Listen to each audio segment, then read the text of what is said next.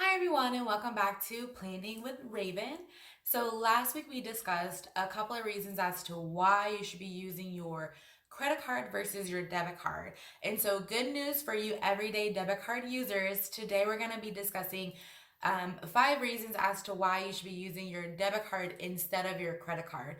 As you all know, I am definitely a fan of using the credit card.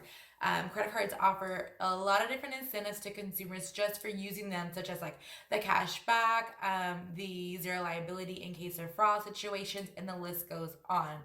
But credit cards are not always your best form of payment, especially if you aren't great with debt. And I really think that's where credit cards get a bad rep from because people just don't know how to use credit. And so for today's discussion, in many cases, it's important to just keep those credit cards tucked away, that plastic tucked away for a rainy day, and pull out the plastic for your debit cards. Or if you are a cash person, this is definitely the time to do so for the transactions we're going to go over today. So drum roll please. So cars, vehicles. So car dealers may not allow credit card purchases, or they may limit the amount the purchase you can put onto your card. So like plenty of merchants, some dealers don't like credit card payments because the simple fact is they have to pay a fee to process the transaction. And not only that, if you have to, I know that sometimes, we fall on hard times, our vehicles break down, things like that. But if you have to go and buy a whole new vehicle and put it on credit, that is going to cost you more hassle in the future. What's going to start happening is your monthly car payments are going to start coming up. You're going to have to get insurance, your monthly insurance on the vehicle, car maintenance, gas, those everyday transactions. It starts adding up really, really fast. And let's not forget to mention, you also have the balance on your credit card from when you purchased. And so my advice for that would be, if you can't pay for the vehicle outright, go to a credit union or go to a bank and get financing approved at a reasonable interest rate before shopping for vehicles. Now, I'm going to just throw this in there. This is definitely for another day, but credit unions typically have better rates when it comes to vehicles. So definitely check that out before shopping for vehicles. All right, so number 2, retail therapy. Retail therapy is definitely one of my go-tos. Y'all know this. But if you think that's going to cheer you up, perhaps it may definitely be a great option for you to get over what you're going through. But remember, cash is king when it comes to retail therapy. If you do not have sufficient funds available to you, those liquid assets, then do not use your credit card. The last thing you want to do is have a mental breakdown about whatever you're going through, and then 2 weeks later when you're happy, find out that you just made a $500 transaction that was more than likely not going to be worth it. Number 3, big ticket items you can't pay off immediately. So credit cards definitely do offer a great protection plan and should be used for many big ticket purchases. But buying things using your credit card when you don't have sufficient funds to pay it back immediately is just not very smart money moves. We want to be making smart money moves this year. So if you don't have the funds available to you on your debit card, then do not make that purchase. Let's wait, save a couple dollars, and then make that purchase using the debit card. Especially if you have a lot of items that you already have on credit, it's definitely smart to, either 1, not make the purchase, or 2, wait until you have sufficient funds available on your checking account to use that debit card with. So number 4 would be credit card payments. Now, technically, you cannot charge your monthly credit card payment on another credit card.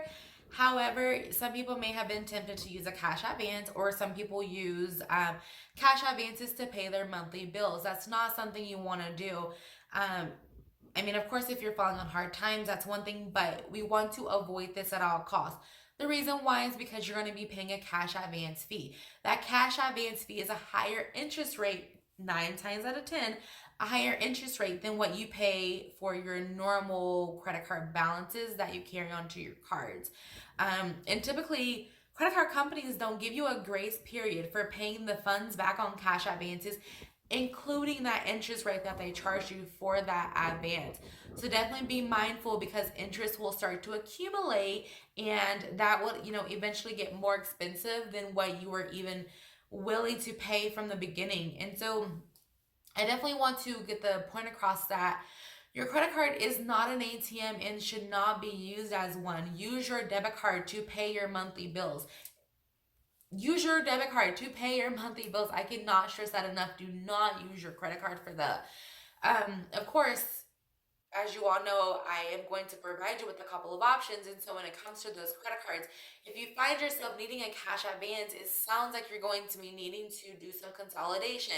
So there are some great benefits, however, to transferring any high interest rate credit card debt to a new card that provides a generous 0% balance transfer offer.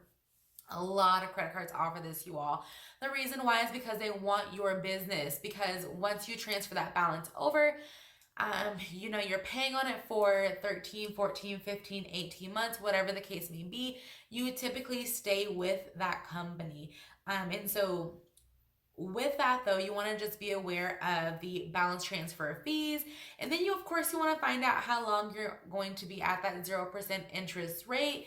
That way you can have your balance paid off by then, because you don't want to start accumulating interest again and starting this roller coaster all over again.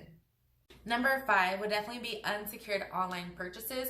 So when shopping online, I know that last week we went over making sure to use your credit card instead of your debit card when making those online transactions. However, some people do not have credit cards. And so if you do have to use your debit card, I just recommend not using it on unsecured online purchase sites. And so something that I just recently learned is that when you are shopping online, you want to make sure the web address starts with HTTPS and not just HTTP.